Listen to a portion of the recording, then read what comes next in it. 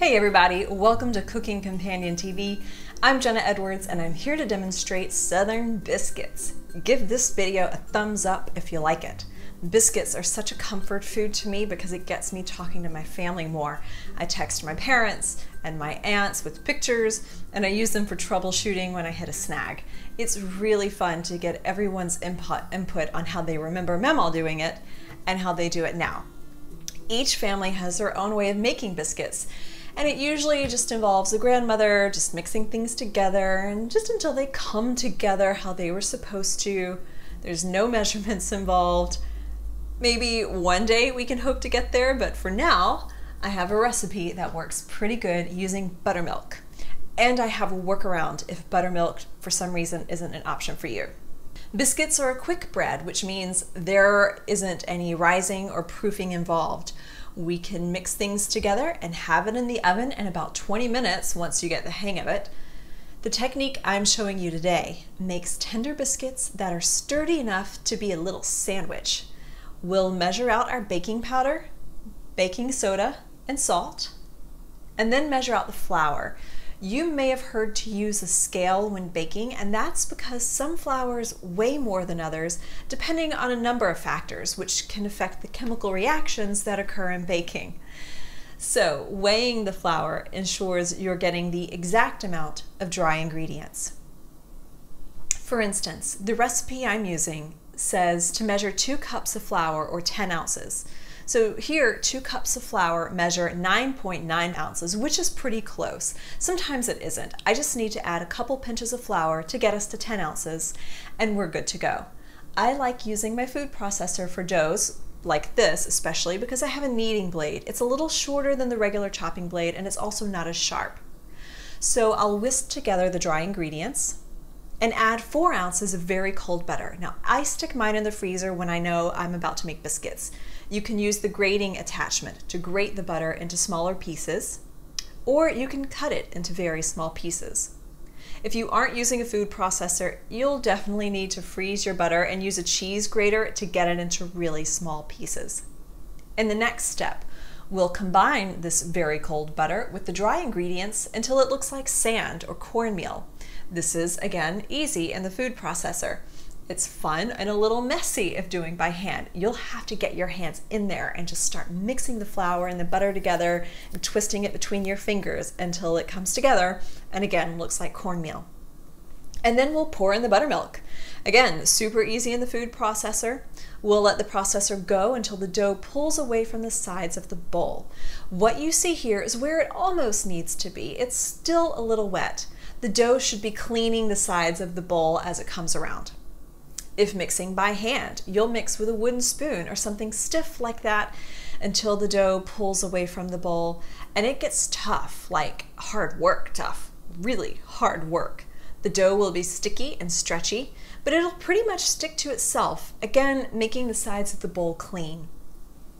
Now, if you're thinking to yourself that this must be 2 separate batches of dough because there's no way she'd mix the same batch of dough twice, you are correct. My first batch of biscuits that were blended in the food processor turned out a little dense.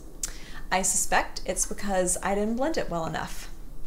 So I made a second batch that had its own set of frustrations, but they came out a little better. You'll see what I mean later.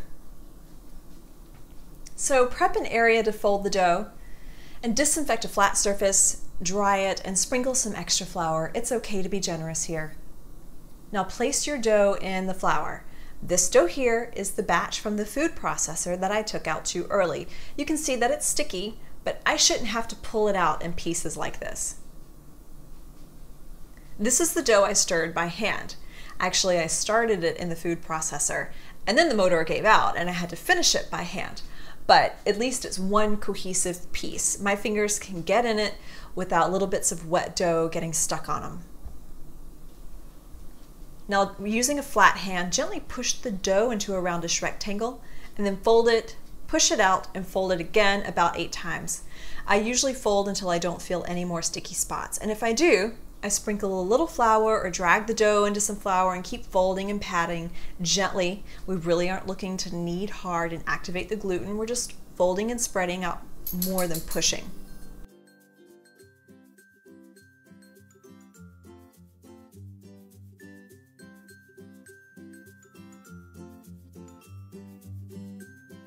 The dough should be springy to the touch. We want it about 1 inch thick. And now we get to cut the biscuits.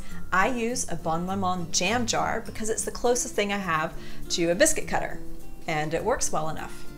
If your dough is truly 1 inch thick, you should have just enough for 6 biscuits. You'll notice that as I push the jar down, I'm not twisting and shimming the jar from side to side to make the final cut.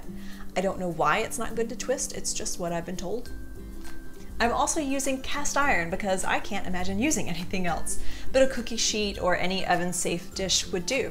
Cast iron makes the bottoms crispy, and that is my personal preference. You may have extra dough. I like to use a tiny Bon Maman jar and make super tiny biscuits like my grandmother. They tell me she would make little ones and then sprinkle them with sugar as a little sweet treat. So you'll have preheated your oven to 450 degrees, and when it's time to put the biscuits in the oven, you'll increase the heat to 500 degrees and bake them for 15 to 18 minutes, but possibly up to 22 minutes, just depending on your oven. You just have to watch them the first couple of times you make them and see.